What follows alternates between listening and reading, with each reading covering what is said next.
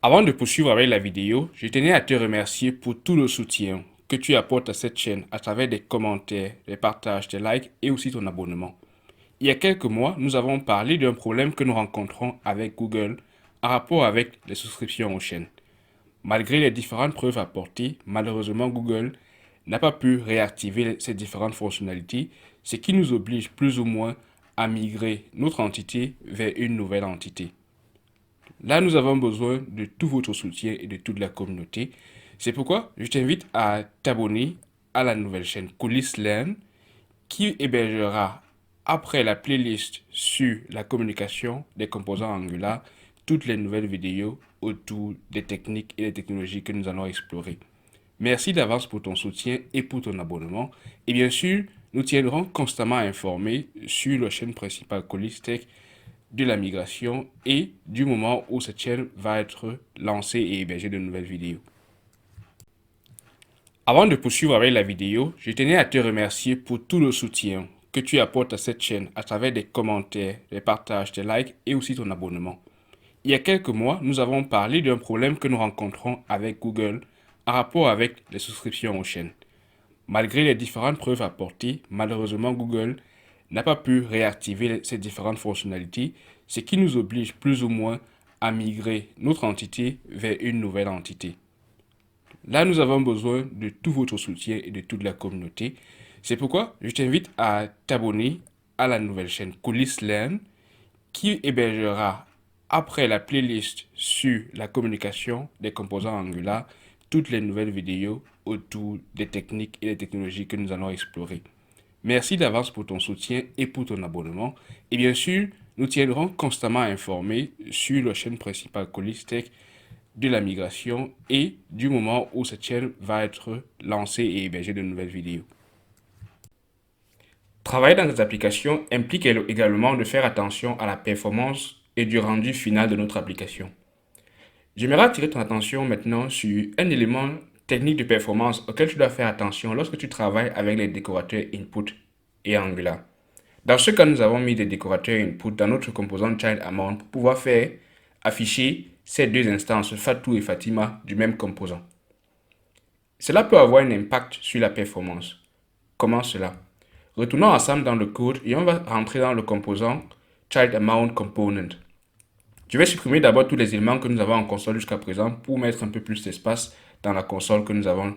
Je vais mettre ceci en commentaire et ainsi on pourra avoir un peu plus d'espace dans notre console pour pouvoir afficher.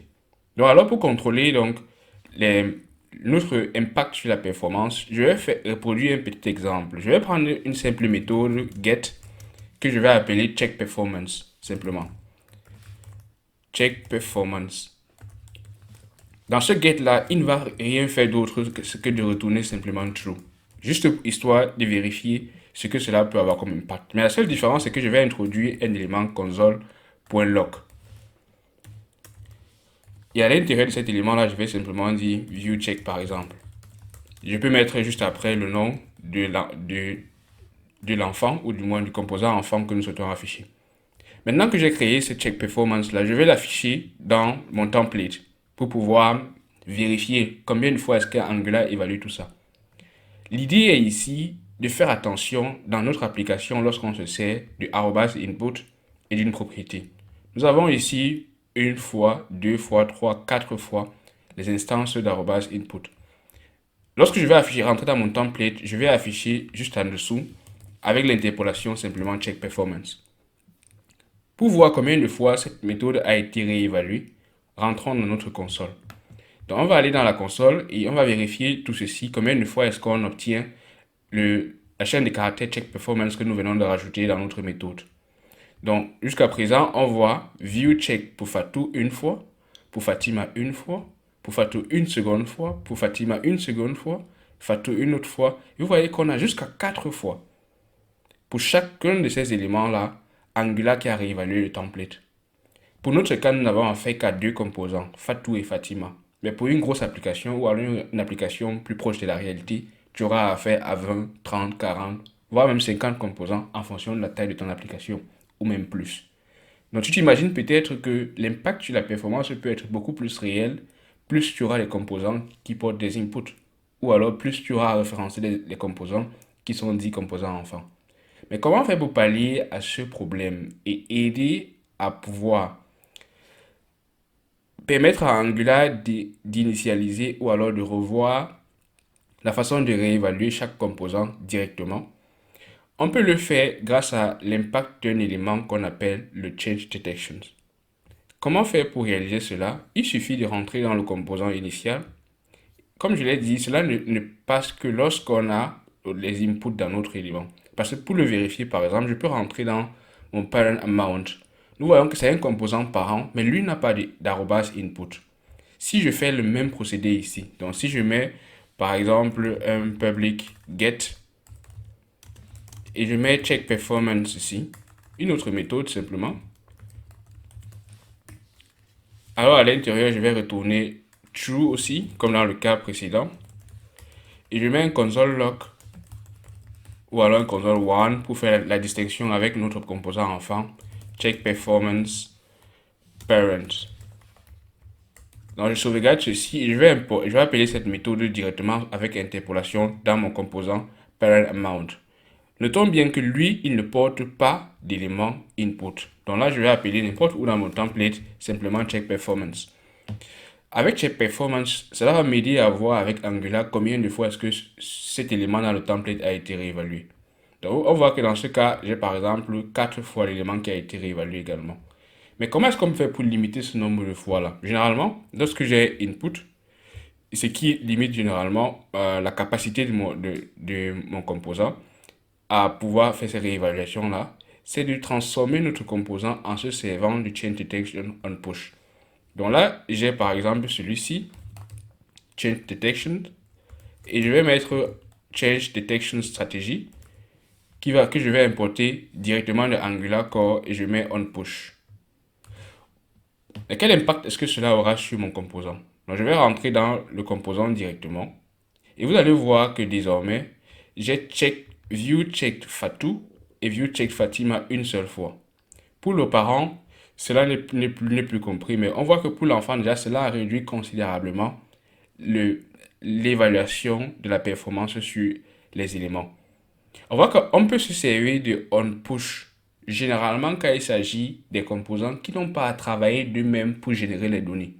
Dans ce cas, il s'agit d'un composant enfant. Lui n'a pas besoin de travailler personnellement pour générer ces données.